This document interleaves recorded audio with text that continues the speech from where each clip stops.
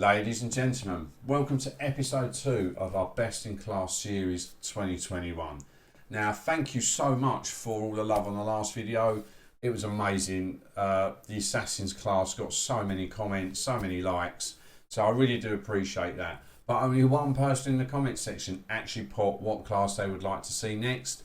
So please, if you are putting in a comment section, just add what class you'd like to see next, and whoever gets the most votes we'll go with. So today we're focusing on the support class. Not a bad little class. Some few good heroes in here, few meme heroes as well. But I'm basically going to break down every hero for you, pros and cons, explain their abilities, and just give them a little bit of a rank towards the end to see, obviously, who is best in class. So make sure you smash that like button for this series. And if you are new to ACR, subscribe. There's no other channel like this on YouTube. I think it's probably the only channel on YouTube. But we do giveaways, we do live streams. It's all good fun. The community are amazing as well. So right, let's start with Eloise. Brand new hero that's come from the Caribbean campaigns. Common. She can assassinate, which isn't too bad. She's got this ability here called Wild Slash. So strikes all enemies for 100% damage.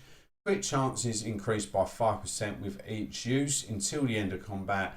Maximum 5 applications. Hopefully you're not in combat for that long, but basically this will just keep refreshing and it just increases your crit chance. But yeah, not the best thing. And then Zen of the Convent. So initiative is granted to all combats on the selected target for 15 ticks. So you can just basically give one of your heroes initiative for every fight that they go into for 15 ticks. Not the best. There are others that do more with this as well. We'll obviously show that, like Mechavelli's has additional buffs on it. It's not just initiative. But for a common hero, not too bad. She's campaign fodder, long and short of it. Just take her into an early mission in a campaign and you'll be good as gold. Right, Gershon. Does more damage to himself than he does your team. Just a meme, really. Just not the best hero in the world. He's got the toxic brew, so attack is increased on the select target by 100%, but drains 20% of their health over 20 ticks. I suppose this isn't too bad on a hero that can heal themselves by dodging or critting and things like that. So the increased damage, I mean, is going to be obviously lovely, but it does sacrifice your health at the same time. Defense is increased by 50% on the select target for 15%. And he can disarm traps. Not that well. His damage is very lackluster. He does actually heal off of a dodge. He's got evasive mending, but he's not great, unfortunately. He's not the best, but he's just the meme. He can provide a little bit of support, but he's not going to be your go-to support hero. There's plenty more in the class that's so much better. Right, Mariathorpe. Where do I go with Mariathorpe? Right, so can instantly strike for 50% damage, 25% chance to strike twice. She can parry. She can increase an ally's attack speed by 50% for 8 ticks. Wish it was a longer duration because it would make her a little bit more viable.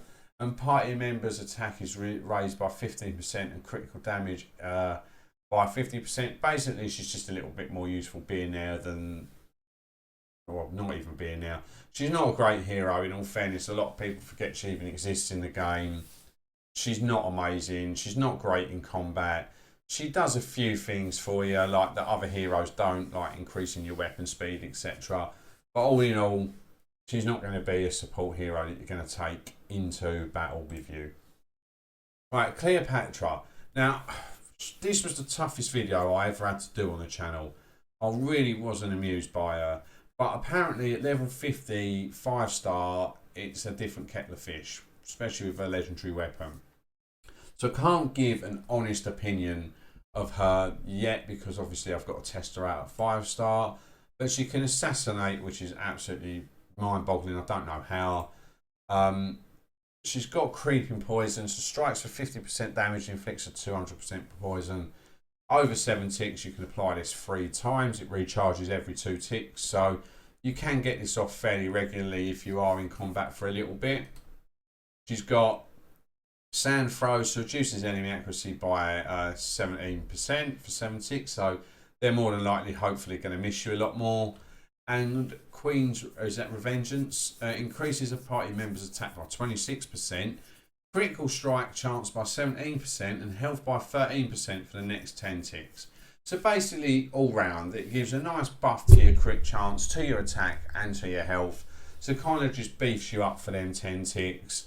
Not the best ability, but not bad either. It's not bad to have. If you have to have her on your team, she was a sync bonus hero in the last event.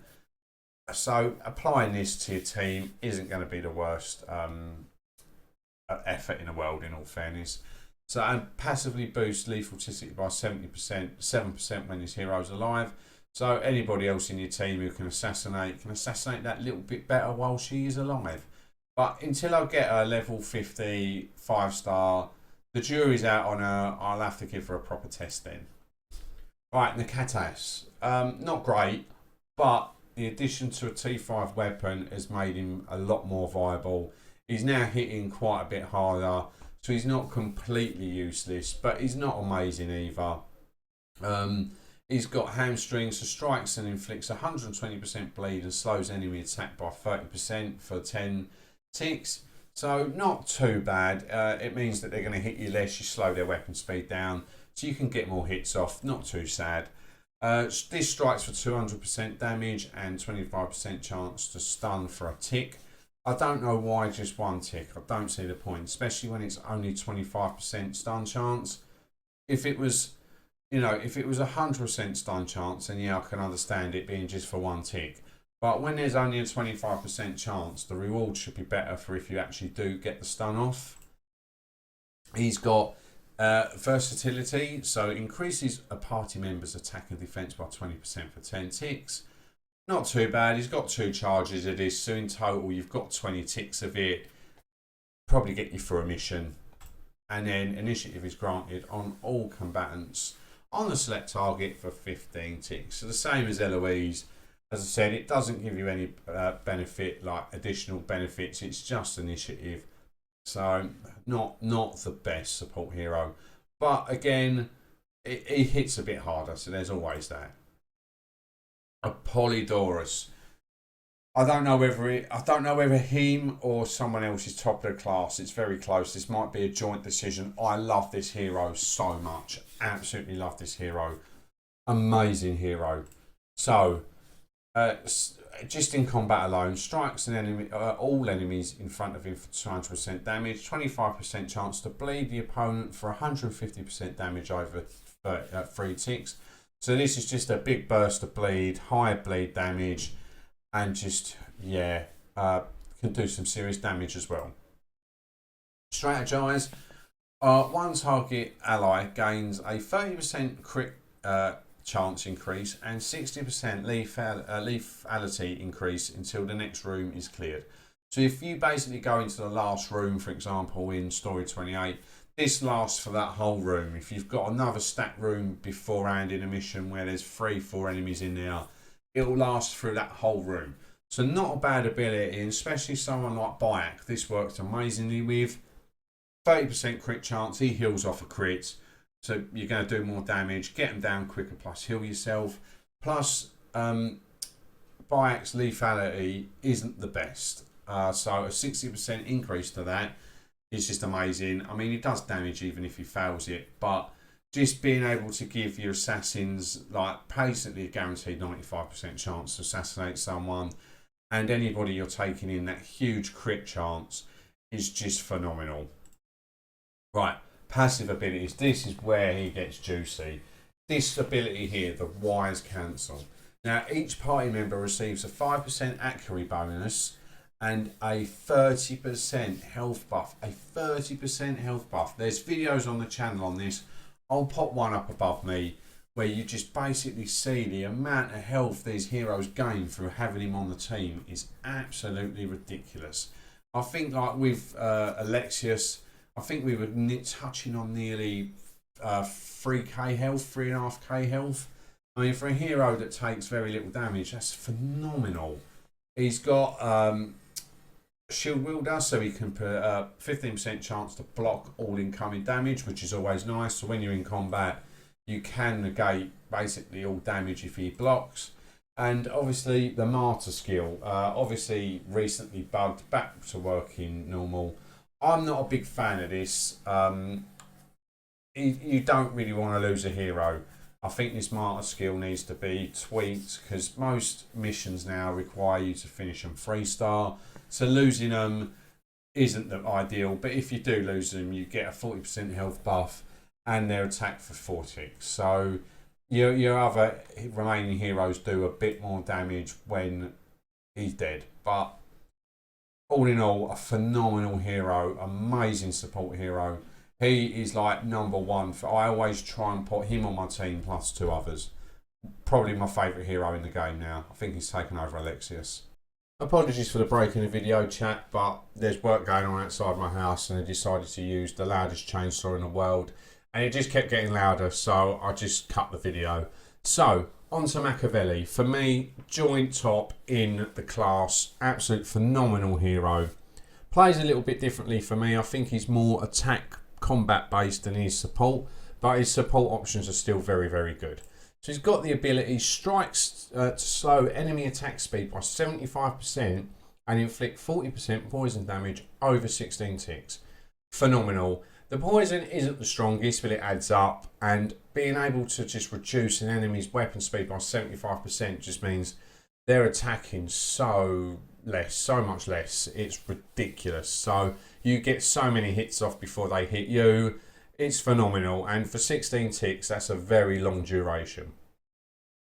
He's got the ability here, so this is basically similar to the Zen of the Convent, but for him, there's added bonuses to it. Not only is it a 25 tick duration, it gives you initiative, but it also increases crit chance and dodge by 15%. This is phenomenal for Mechavelli himself. He heals off of a dodge, he heals off of a crit. So boosting them is just phenomenal, especially for 25 ticks. But there's obviously other heroes you can use this on. You can obviously just use it on people to make massive damage and obviously reduce taking damage by dodging. But Bayek heals off of crits, so the crit bonus for him, or crit chance, is phenomenal. Jean heals off of a dodge, so does Maria. That helps them out as well. So it's not just for him, he can obviously use it on other heroes, and it's always a good time. This ability, Shadow of the Convent, dexterity is increased by 21% on the selected target for 8 ticks. Now, this isn't just for shadows. Now, a lot of people will probably just use this to boost their shadow ability, but this also can help you boost your lockpick and your disarming checks. Why? Because them checks are done off of dexterity. So if you're going through a Heat's Rift event, for example, and you're struggling to lockpick a chest, Mechavelli's on your team, use this. It will buff their dexterity and they will have a better percentage chance of either disarming a trap or lockpicking a chest, whichever one you need. So bear that in mind. A lot of people probably don't know that's how it works. So yeah, just bear that in mind. We've got Gift of the Convent. Lethality is increased by 21% on a select target. Nice little buff for assassins and assassins only. If you have got basically like a 75% chance to assassinate someone, this will take it up to 95% for 8 ticks. So just helps you navigate the map and assassinate a lot better. He's got Eagle Vision, so basically clears the fog of war, revealing up to 5 chosen rooms. Same as Jara. Obviously good if you're not familiar with the map, revealing certain rooms, possibly where chests are if you're after them, or just making sure that you're not going to walk into a room and get absolutely trounced by 3 enemies in there and you take in someone who's not able to do the room. So it just lets you scout ahead a little bit. These abilities are what are awesome. So dodging gives 15% health, and the effect and each critical strike inflicted restores 5% health of the hero. This effect has a 25% chance to occur twice. So you can actually get 10% of your health back. So with these basically working in tandem, as long as you're critting and dodging, Mechavelli will rarely go down. So yeah, phenomenal hero, great in combat, provides a nice little support for your team as well. He's handy in HQ, not just for codexes, for production, for things like intel, stuff like that. So phenomenal hero, joint top in class. As I said, him and the Polydorus are just very slightly different heroes. For me, I think Apollodorus is purely support, but can handle himself in a fight, as Mechavelli gives a nice bit of support, but can just sustain himself in a fight for ages. Blackbeard, Edward Thatch, not a great hero at all. The taunt ability, so you increase their enemy's miss chance by 30% for 8 ticks, but at a cost of increasing their attack by 20% for 4 ticks. So if you can weigh out these 4 ticks and not get hit, it's obviously better, because then for the remaining 4 ticks, they're just, if they miss, it's great. If they hit you, they're not getting the attack boost. But it is kind of one of them where sometimes it's not worth going for. Broadside Barrage fires a volley of cannon shots at a selected room, dealing 100% attack power to each enemy within. Not a great ability, especially when you get to end game. I wish it had a few after effects on. You can only use it once.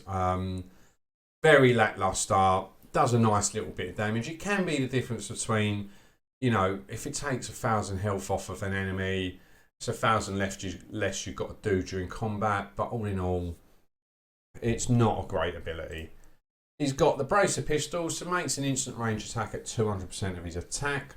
Also good the fact that it gives you initiative as well, but he does only have 2 charges of these, so use them sparingly. But yeah, nice bit of damage before you get into the fight, and enables you to get the first hit off. He's got Wild Lash, so strikes for 100% damage. Critical chances increased by 5% with each use until the end of combat. And you can apply this 5 times. You shouldn't really be in a fight for that long, but it still increases your critical chance by 5%, so just more chance to crit.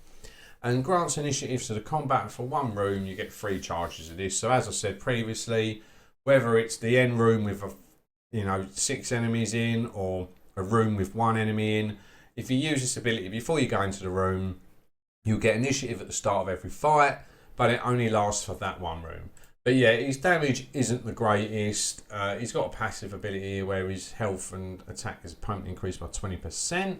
And upon entering combat, he's got a coin flips chance of increasing attack by a further 30% for 2 ticks. So at the start of the fight, if this does pop, you're going to be doing a nice little bit of damage. But all in all, he's not a great hero. He's one that I really wouldn't have on my team.